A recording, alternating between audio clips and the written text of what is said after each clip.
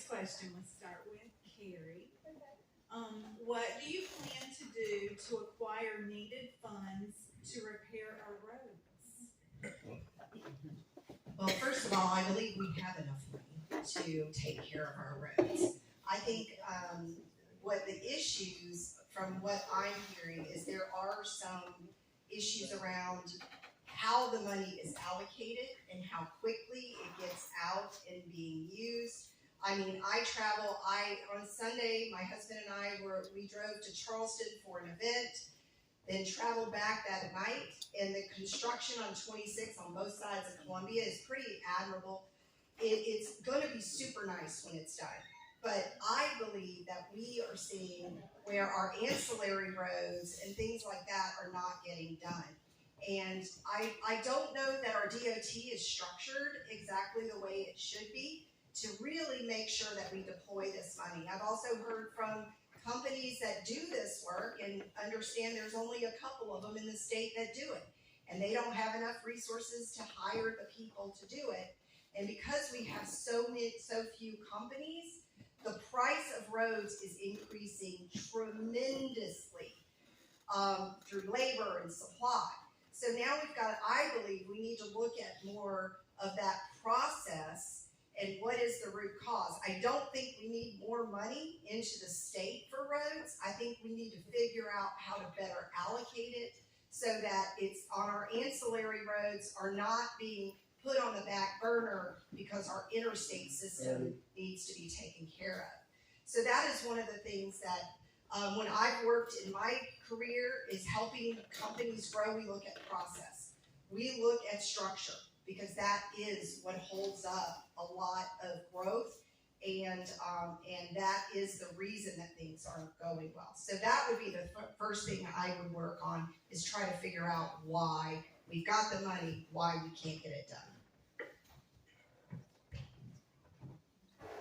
Yeah, we're back to accountability and responsibility on the budget. I know you guys are probably tired of hearing me say those two words, but they're needed, and this is an area that they're most needed.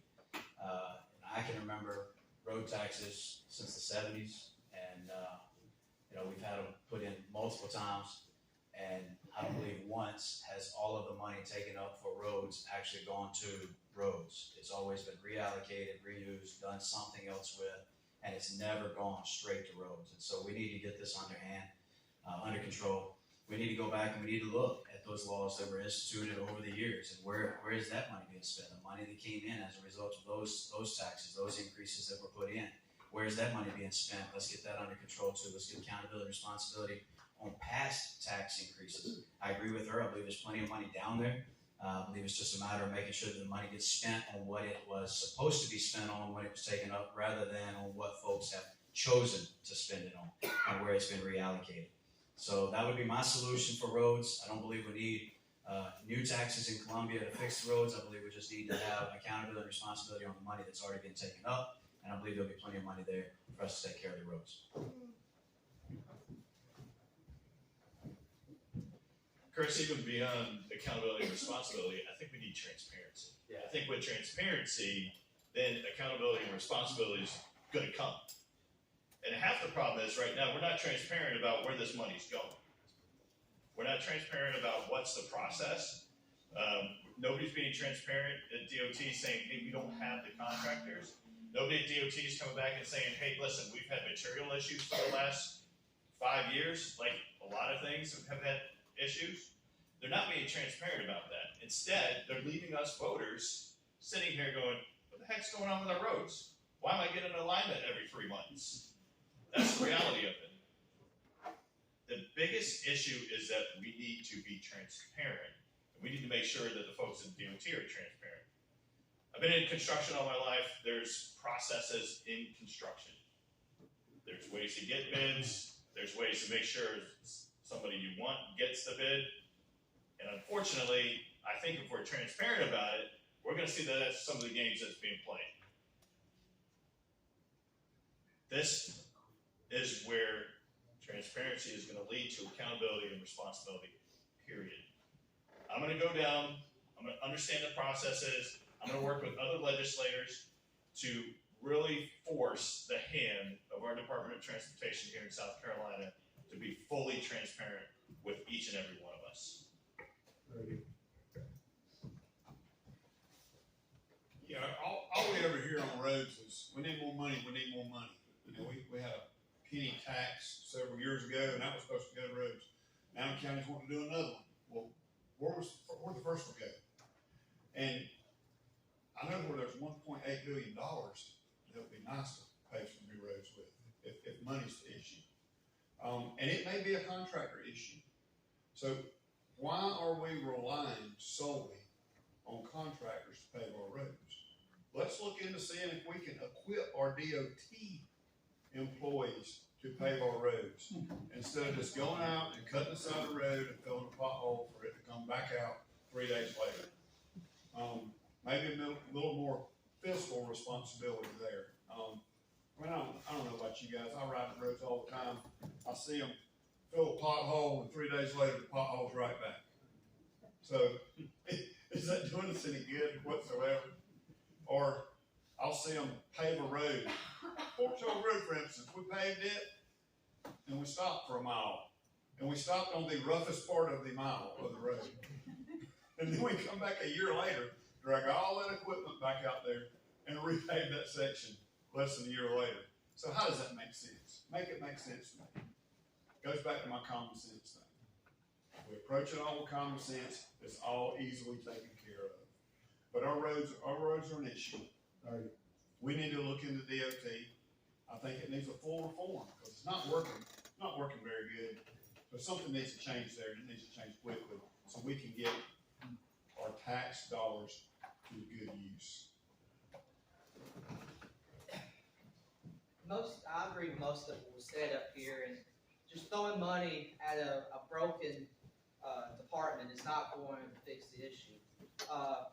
You know, they are very transparent. I was just looking at the annual report yesterday.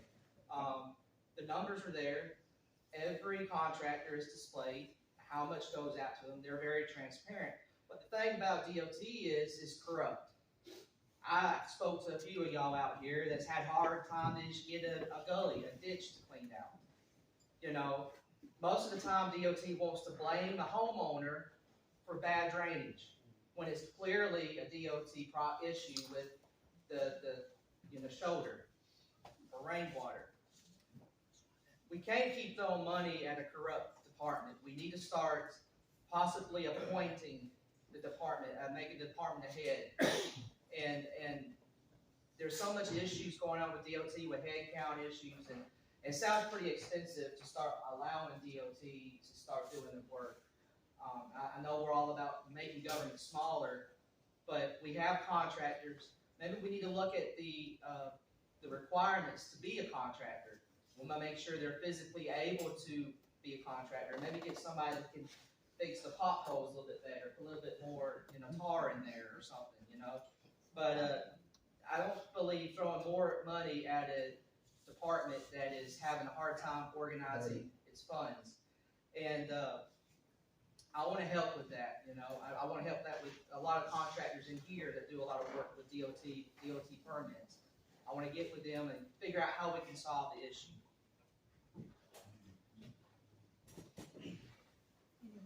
Please.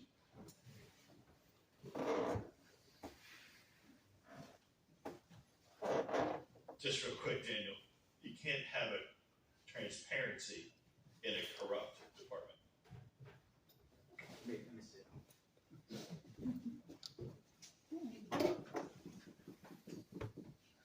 I'll just give you one example real quick. How many remember the Highway 20 bridge that was out forever?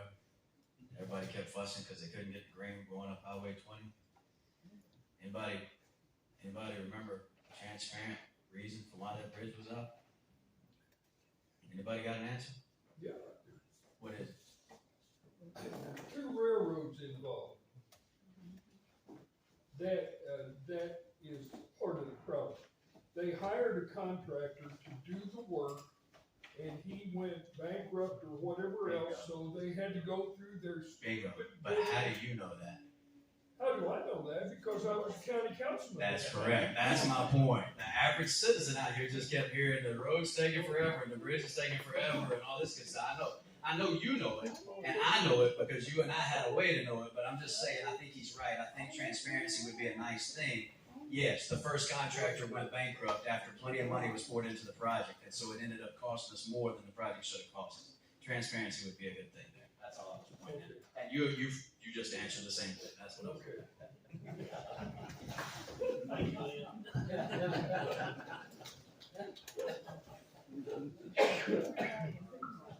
Okay. I love the questions, but if we're gonna, oh, did you wanna do something? No, they're asking who's next. If, for the next question, if we're gonna do one, it would be. Well, We're if- trying to figure it out. If we are wanting to do the segment where you guys can ask each other questions, we'll have to nix the rest of the questions for now, and then move to that, and then maybe we can go back to another question. I would rather hear from you. Does anybody wanna say something? I know Daniel's been wanting to. I mean, we may as well, right? You don't wanna hear? Yes, no? Yes? 2 and 1. Mhm, go ahead. So, I know that a lot of y'all know me because I've been door knocking, and I hear a lot of things, and I like to research it. Now, one thing as a voter, I'm going to stand up here as a voter and tell you guys that integrity is an issue in this primary, and I noticed that you all have talked about this. And I have 2 questions. I'm going to try to make it quick, because let them answer. One, I want the Republican Party in Greenville County to release the voting records of every one of us. I know one of them, Ms. Smith, says she's been conservative her whole life, but the voting record does not say that on the Republican primary, 2016. And we want to do about accountability. We have issues with accountability, responsibility. I'd like Chris to actually address that for his previous life in another area. There's no record on him in District 25, and he's running for this district now. So I know he was recruited, but what caused the recruitment? It's just there's a lot of shady, and also I've seen funds coming in from out of state in our little old primary, all across from California to Maryland. It's on the ethics website.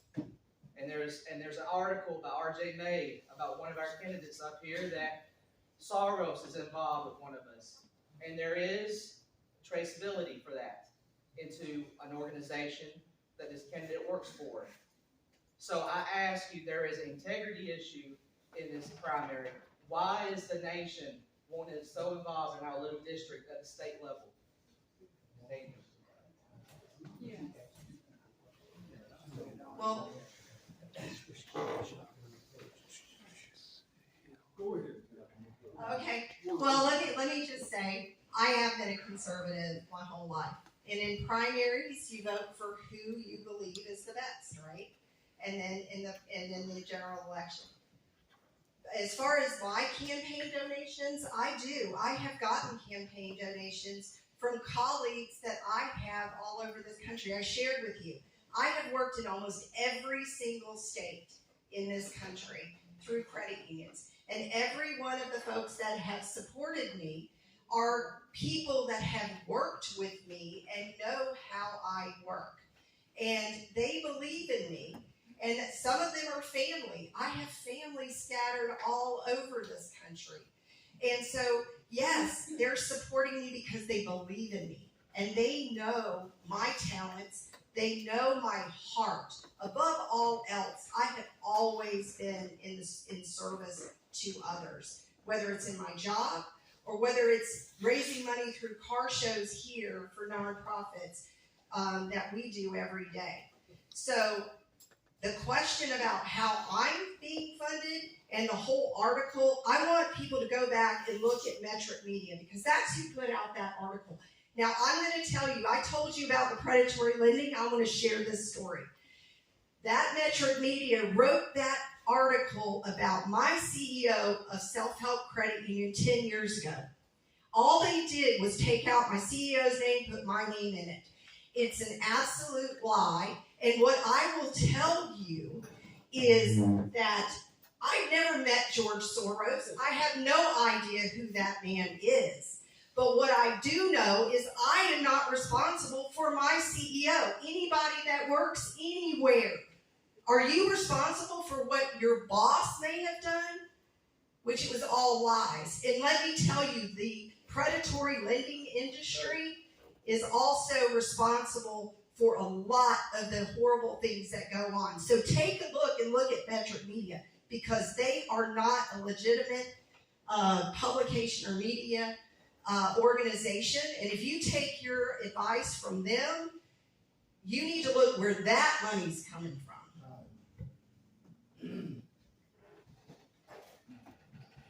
So I got attacked by the establishment a couple of weeks ago because they don't want me in Columbia. And you're telling me you're going to go to Columbia and get along, but you're having a tough time up here tonight.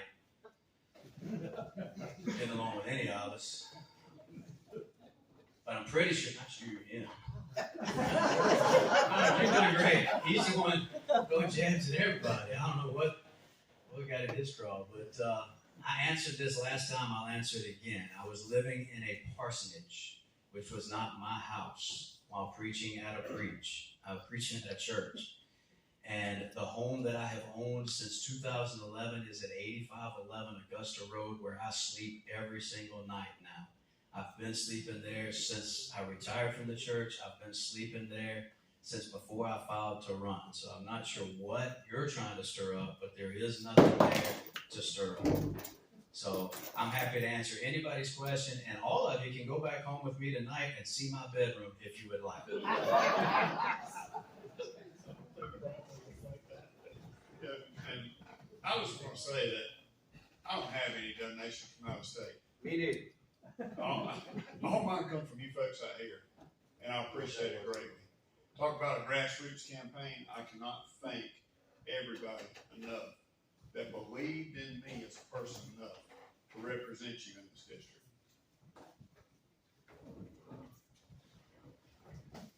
I got a quick question for everybody.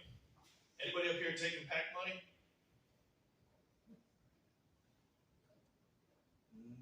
Oh, Farm Bureau. I took back money from Farm Bureau. Yeah. I mean, I will say, I take it. Well, and as far as PAC money, yes, healthcare is a huge issue for me. And I have received a donation from the health PAC for the health system in South Carolina. So yeah, and I proudly take that because they know how that healthcare is important to me. I've almost died 3 times. Had to be seen in MUSC. I've had to navigate health issues and not know, and lost everything I had that I had saved for retirement because I had a root canal in 2006. 13 surgeries 6 years later. So the healthcare is important to me, and I want to work on that because it's important to the people. So yes, I took that donation. I don't believe I have, but I don't want to be wrong and say no, and then you find out that I don't believe I've got any PAC money at this point. But if you're in here and you are a PAC and I agree with your principles, I wouldn't kick you out if you want to talk to me afterwards. That's all. Yeah, and just to clarify, I did take some PAC money from the Friends of Farm Bureau. That's the only one.